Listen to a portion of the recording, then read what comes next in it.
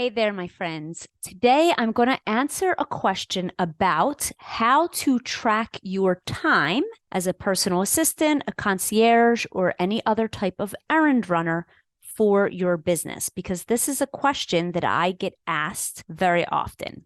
If you're new to me, let me introduce myself. I am Kelly Schaefer. I am the creator of the Concierge Academy, where I help local businesses market more successfully so that they get more clients, make more money, and have a greater impact in their local community. So today we're going to be talking about tracking your time for clients. And I'm going to give you some apps and software that you can use, and stick with me till the end because I'm going to give you the easiest solution for time tracking. You're not going to want to miss it, especially if you're brand new. Okay, when you're tracking your client's time, the most important things you need to know right away are how are you going to track their time? Are you going to start tracking a client's time at their home, when you leave your office, or at the first job site or the first task? So that's the first thing you need to decide up front, is how is your billing going to work, and how are you going to charge and start your time clock? Then when does your time stop? Does your time stop at your client's house? Does your time stop at the last errand? Does your time stop when you return to your home office? These decisions are decisions you're going to want to make up front, because if you don't make them up front, when your clients and potential clients ask you, well, how do you charge? Will you bill me for this, or will you bill me for that? You want to know this so clearly that you can articulate it without any blips or hesitations, because this way it shows your clients you know exactly what you're talking about. Okay, so now that you've figured out how you are going to bill your clients with billable time, you're going to start your time and stop your time, I want to give you a few resources that you can use to actually do that for you.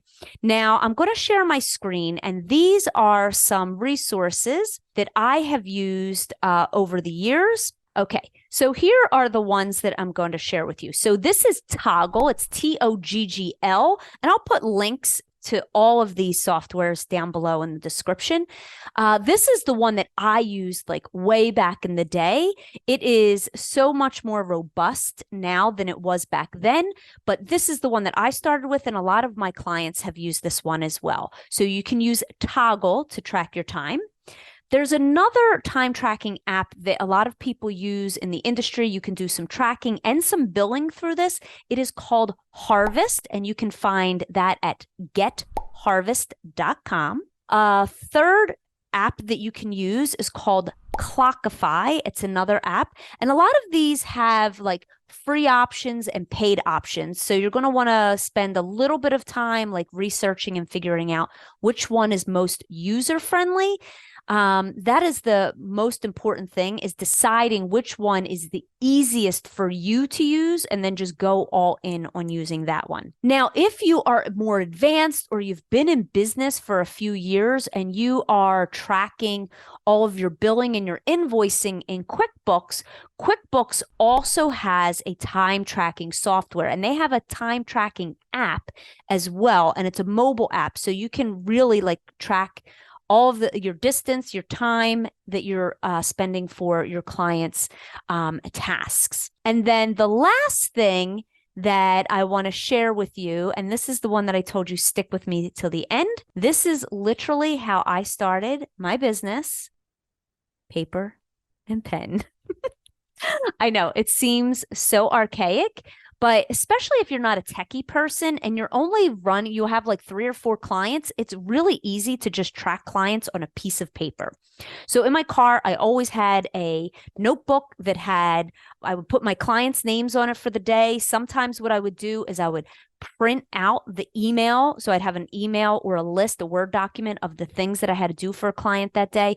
Maybe it was grocery shopping and picking up dry cleaning or going to the liquor store. I would have that all on one sheet of paper, and I would literally take it out to my car. And when I would start my billable time and start my time clock, I would literally write the start time right at the top and then on that piece of paper or inside my little notebook. And when I got done, I just put the end time at the end of it. And at the end of the day, when I came home, I knew exactly how much time to bill my clients. So don't allow technology to get in the way of you getting your business started. You do not need any fancy tech.